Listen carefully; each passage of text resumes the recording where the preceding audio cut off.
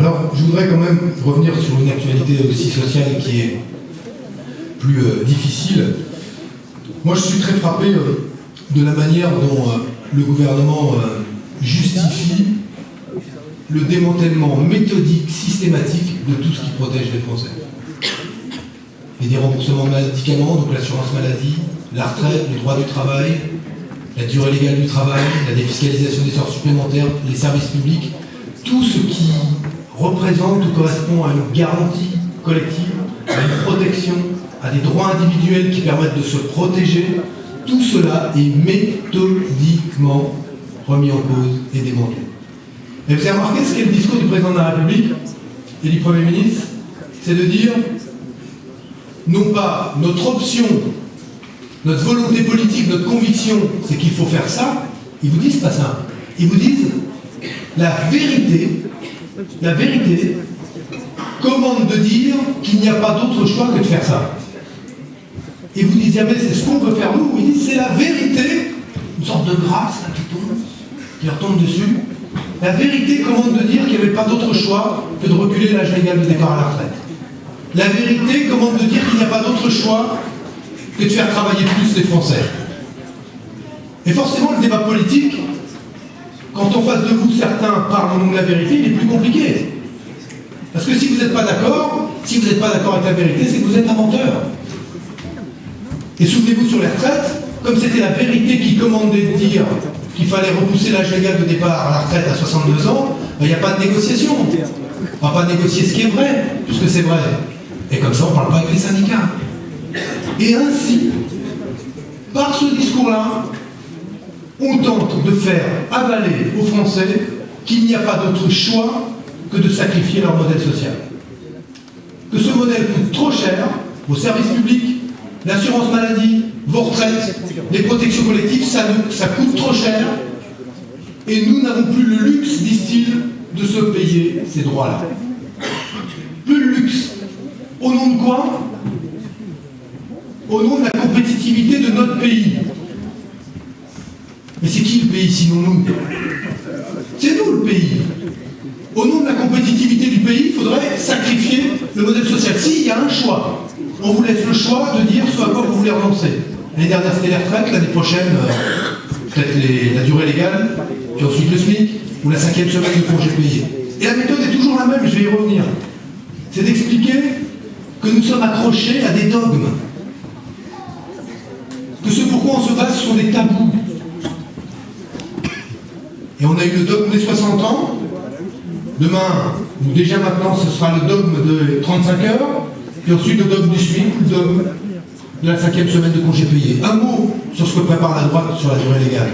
Ils vous disent deux choses. Ils vous disent, en France, le travail coûte trop cher aux entreprises. Donc il faut qu'il coûte moins cher. Donc, sans doute payer moins. Et ils vous disent en même temps, mais il faut que les Français travaillent plus. Donc ils doivent travailler plus, et ça doit coûter moins cher. Faites la synthèse des deux. Et ils ne cessent de le répéter. Et vous aurez ce que prépare la droite si jamais elle gagne les présidentielles. L'allongement de la durée légale, c'est-à-dire le passage de 35 heures aujourd'hui à 38 ou 39 heures, mais toujours payer 35 heures. Si vous voulez que les Français travaillent plus, mais trouvez que ça coûte trop cher, ce sera l'allongement de la durée de travail, toujours payé 35. Voilà ce que prépare le gouvernement. Et quand nous disons que ceci est injuste, on vous dit pas seulement la droite, hélas, mais vous êtes attaché à des dogmes. Et observez juste ce petit point d'histoire. On nous dit donc, au sortir de la crise, il y a eu une crise et le modèle social coûte trop cher. Il va falloir que les Français acceptent de se serrer la ceinture. C'est ça qu'on nous dit. Au nom de la vérité, il n'y a pas d'autre choix que cela. Au lendemain de la Deuxième Guerre mondiale, l'Europe a son industrie anéantie. Sa démographie abîmée par des millions de morts. Le continent européen est ruiné. Totalement ruiné. Nous sommes en 1945. Et bien, que se passe-t-il? Au niveau international, on crée 3 institutions. À l'époque, le Fonds monétaire international qui était chargé de ce qu'on appelle la parité fixe, en tout cas d'organiser les relations entre les monnaies. La Banque mondiale pour aider à la reconstruction et l'Organisation internationale du commerce qui se fixait comme objectif de lutter contre le chômage. Bref, on fait de la régulation. Mais en France, qu'est-ce qu'on fait en 1945? Le pays est ruiné et on fait la Sécu, la retraite par répartition, on augmente le SMIC de 10%, on crée le SMIC, on augmente les salaires de 18%, on nationalise le crédit, bref, le pays est ruiné, mais on le dote du modèle social que nous avons aujourd'hui. Et qu'est-ce qu'on nous explique? Que la France serait plus ruinée qu'après la Deuxième Guerre mondiale, au point qu'après cette crise, on n'ait pas d'autre choix que de sacrifier notre modèle?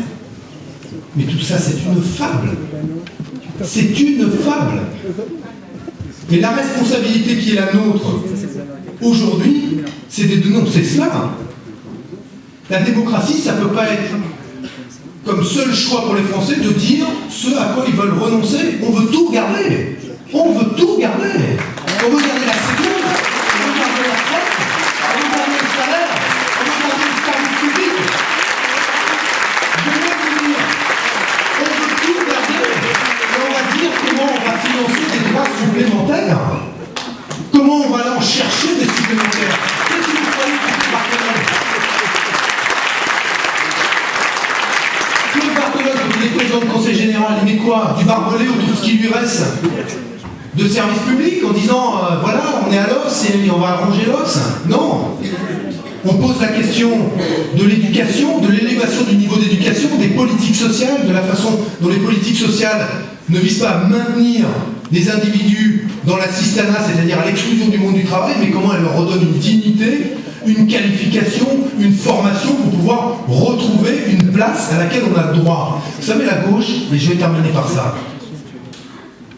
la gauche, en théorie, je ne dis pas que c'est toujours le cas, je vais le dire en théorie, en pratique souvent, mais ça, en théorie, elle considère une chose, c'est que la société a une dette à l'égard de celui qui travaille, a travaillé, se forme. Et que cette dette, elle l'honore par les services publics, l'éducation, les crèches, les politiques familiales, une politique fiscale de redistribution. Elle l'honore comme ça. Et que la droite nous explique que tout ça, finalement, est un dû. C'était un cadeau qu'on s'est autorisé à l'époque, on avait les moyens de se le payer. Ça n'est pas vrai. Ça n'est pas vrai. Et s'il fallait parler au nom de la vérité, la seule chose que nous on sait, c'est que la réalité, c'est que ce modèle social a été conquis de haute lutte par les salariés. Et que nous ne lâcherons pas. Non seulement nous ne lâcherons pas, mais nous proposerons, à l'occasion de ces cantonales et des élections qui suivent, les moyens de l'améliorer, de le renforcer, de lui donner une autre portée, de façon à ce qu'il soit encore plus efficace qu'il ne l'est. Alors voilà ce que je voulais vous dire. On a une belle bataille. Moi je suis très heureux de venir quelques instants mener à vos côtés derrière Élise et Claude, derrière évidemment Fatima également, pour dire qu'on a une belle bataille qui est enthousiasmante parce qu'on sent bien que la brique là qu'on va poser au cantonal, parce que la droite va faire tout pour qu'on ne parle pas de ces cantonales, parce qu'elle n'a pas du tout envie que la gauche les emporte. Comme d'habitude, vous n'allez pas en entendre beaucoup parler dans les médias, évidemment, on va dire encore ouais, c'est pas gentil, vous en prenez trop aux médias. Il y a quand même 2-3 raisons de considérer que parfois ils penchent quand même sérieusement d'un côté. Et bon, c'est pas grave, c'est ainsi, on sait qui sont propriétaires des médias après tout. Regardez qui parle, regardez qui est propriétaire du média, et quand vous regardez qui est propriétaire de TF1, qui est propriétaire de Canal, qui est propriétaire de Direct 8, qui est propriétaire de Figaro, qui est propriétaire, etc., d'Europe 1, vous regardez que vous avez là des amis du président de la République.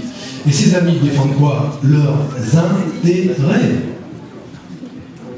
Ben eux, ça fait 10 ans qu'ils défendent leurs intérêts et objectivement se gavent. Eh ben on va renverser l'ordre des priorités. Fini la priorité à la petite minorité, la priorité avec ces cantonales en 2011 et 2012 c'est la majorité, la priorité c'est la majorité, donc le peuple de gauche. Bonne campagne, bonne campagne.